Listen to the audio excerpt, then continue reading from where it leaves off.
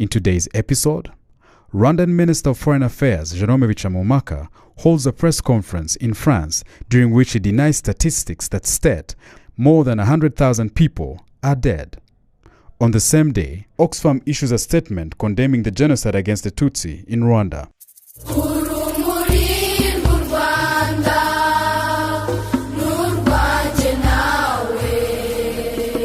April 28, 1994. Massacres perpetrated against the Tutsi in the former Kibuye and Butare prefectures. Oxfam denounced genocide against the Tutsi in Rwanda. On April 28, 1994, U.S. Secretary of State for Africa, Prudence Bushnell, called Colonel Theoneste Bagosora and told him to stop the killings that he was leading together with the genocidal regime. This warning was a waste of time since the massacres continued. On the same day in Paris, France, Jerome Kwibuka, who was the Minister of Foreign Affairs in the interim government, held a press conference where he furthered the government lies that there were no killings in the country and that claims of 100,000 deaths were falsehood. In the meantime, Colonel Bagosora was encouraging high-ranking military officials to focus more on diplomatic means to ensure that the massacres were never raised on the international scene. He was convinced that the government would find a way to get rid of the accusations. On April 28, 1994, Oxfam issued a statement condemning the genocide against the Tutsi in Rwanda. Kizenga is a high hill with a dense forest. In 1994, Tutsis from the former Rwamatamu commune, Gihombo, and Mahembe sector had sought refuge at the hill. On April 28, 1994, Interahamwe militia from Mugonero, led by Obed Ruzindana and Yusuf Munyakazi, attacked the hill and killed all the refugees with guns and grenades. The few survivors chose to run towards the shore of Lake Kivu, which they could not cross because all boats had been stolen or carefully hidden by genocide perpetrators. The militia who had pursued them down to the shore of the lake slaughtered them mercilessly.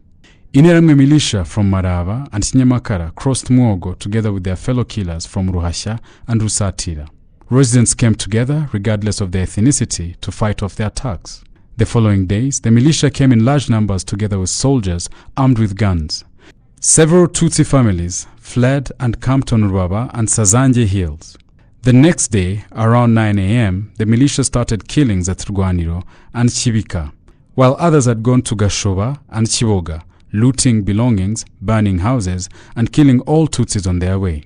Tutsis who had taken refuge at Rwaba Hill included Rusagara François and George, who were popular traders, Sinzi Tarsis and his older brother Butare Frederick, sons of Gakwisi, Gatera, and many others who had decided to stand their ground and fight the killers. They divided themselves into two groups. One group, led by Rushogoro François, passed through Kiboga, and the other group passed through Gashoba, descending towards the valley. When they arrived at Rubaiza, a Tutsi's house, they chased away the killers who were looting and burning houses, and the latter ran away towards the valley. Near the valley, they met another group of Interahamwe militia who were fleeing from Kiboga after being defeated. They were shooting at Rwaba Hill's direction. On April 24, 1994, some Tutsis passed through Songa towards Mayaga. The soldiers and gendarmes in Nyanza sent by François Xavier Birikunzira asked all Tutsis to go towards Songa, otherwise they would eat their cows. More than 40,000 Tutsis were killed at Izari Songa. About 7,000 were on the top of the hill, while children and women were at the bottom of the hill at a place called Munyinya Songa.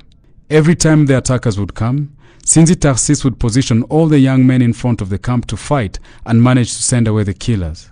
The militia had brought guns, but as they shot, Tutsi young men crawled down, engaging the attackers in man-to-man fight. As the killers realized that they would not succeed, they called for support from the Nyanza Gendarmerie. On April 28, 1994, the militia came back together with 60 gendarmes armed with heavy guns, including lance-roquettes and others, and killed several Tutsi refugees. The attackers had come in line, surrounded the camp, throwing grenades inside. They were equipped for a real fight because they had learned the hard way that these Tutsis were not going to give up easily. The attacks also included a large number of militiamen armed with traditional weapons and moving in a single vertical line formation. Seeing that most Tutsis on the site were hearing live bullets from the first time in their lives, they were scared to death, such that only few of them managed to flee in time. Most of them were shot dead or hacked to death by the militia on site. The killings continued with the militia and gendarmes pursuing them through the bushes, those who were trying to flee towards Burundi. The latter were killed at Gakoma at a place known as Kwa Kantano, She Kantano. the infamous RTLM talk show host, while others were slaughtered in Ramba and Muyaga commune. About 108 survivors were able to make it to Burundi. Tutsis who were gathered in Songa had fled from Gikongoro, Kinyamakara and Rukondo, Nyanza, Ruhasha, Rusatira, Nyazo and Muira. The burgomaster of Rusatira, Nyawenda Esdron, as well as Nkusi Augustin, director of the Rice Project in Butare, were among the lead organizers of the killings at Songa. The two now live in Belgium.